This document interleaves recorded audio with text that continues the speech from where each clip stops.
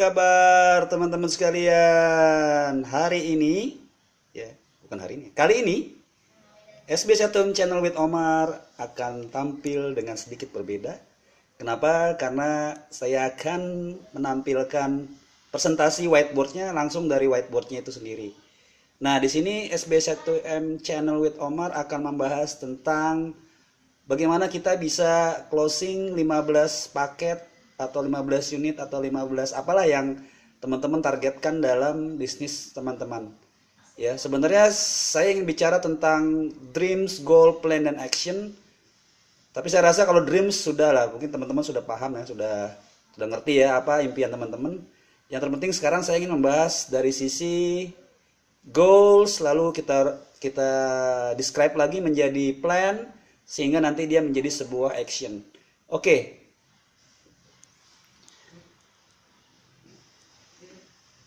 Yang pertama, misalkan teman-teman punya goals untuk bisa closing 15 paket per bulan. Wow, luar biasa ya. 15 paket per bulan artinya dalam 2 hari closing 1 paket. Nah, ini sebenarnya ada banyak master-master yang sudah melampaui hal ini, tapi mungkin buat kita yang masih berjuang untuk bisa closing 15 paket per bulan, nggak apa-apa kita pasang target goals kita adalah closing 15 paket per bulan. Nah, bagaimana sebenarnya kita mencapai target sebanyak ini? Tidak mudah ya, tapi bukannya tidak mungkin. Kita bisa melakukan hal ini dengan tentunya kita memahami dulu langkah-langkah apa yang akan kita lakukan.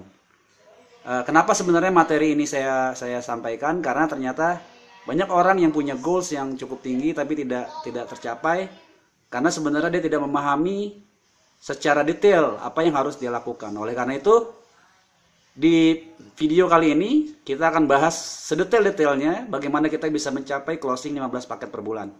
Mudah-mudahan saya juga bisa ya. Oke. Dari goals sebenarnya kita harus menurunkan dulu target kita ini menjadi plan. Nah, plannya apa nih untuk bisa closing 15 paket per bulan? Yang pertama adalah kita harus pasang iklan. Lalu mengoptimisasi melalui SEO. Lalu juga riset yang berkesinambungan. Nah, ini adalah plan kita ya. Kita lihat di sini. Oh, plannya ternyata adalah kita melakukan riset, organic traffic dengan melalui SEO, membuat blogspot, artikel, YouTube, Tumblr, share, sosial media dan lainnya, lalu pasang iklan yang bisa digunakan melalui FB Ads, Google AdWords, atau kita bisa berbayar di Indo Network, bisa juga share offline, sebar brosur dan lain-lainnya. Ada macam-macam cara yang bisa kita lakukan. Wow, banyak ya yang bisa kita lakukan. So many items to be done. Banyak banget. Nah, karena banyak banget inilah kadang-kadang akhirnya kita justru jadi tidak melakukan apa-apa. Oleh karena itu, kita harus buat nih yang namanya actionnya apa aja gitu loh. Kita describe secara lebih detail lagi ya. Nah, di sini kita lihat riset. Apa yang kita riset? Yaitu keyword, kompetitor, gambar, ads copy, umur, yang lain-lainnya lah gitu. Itu kita lakukan riset.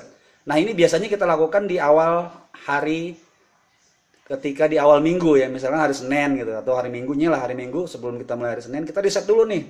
Kita persiapkan keywordnya apa, terus kompetitor kita siapa, ya kan? Semuanya kita lakukan secara menyeluruh risetnya.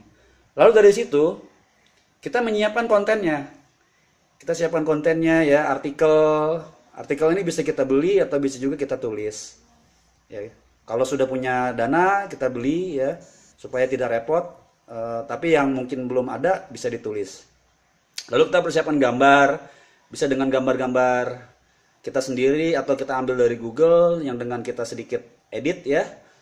Kemudian video, ya kita siapkan video-video yang terkait dengan artikel yang nanti akan kita buat. Dan jangan lupa persiapkan juga landing page yang baik, yang bagus dan tentunya sudah teroptimasi secara baik. Lalu kemudian yang berikutnya adalah kita persiapkan juga bagaimana kita menyebarkan itu semua di sosial media, bersilaturahim yang penting juga. Dan jangan lupa untuk melakukan backlink. Ini juga penting. Walaupun ada sebagian yang bilang backlink itu kurang gimana gitu, tapi tetap backlink itu penting supaya website kita menjadi kuat ketika berada di Google. Jadi langkahnya adalah ketiga langkah ini berada di wilayah action.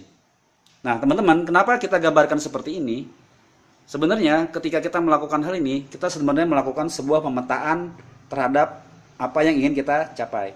Jangan sampai nanti ketika kita mempunyai satu goals, kita tidak tahu apa yang harus kita lakukan, sehingga akhirnya kita menjadi jenuh, menjadi bosan, dan akhirnya menyerah. Oke, singkat saja sharing saya pada kali ini, mudah-mudahan bermanfaat. Ketemu lagi di video saya yang berikutnya, dan mohon kritik dan saran, dan jangan lupa like dan share video ini, semoga bermanfaat. Terima kasih atas perhatiannya. See you in the next video.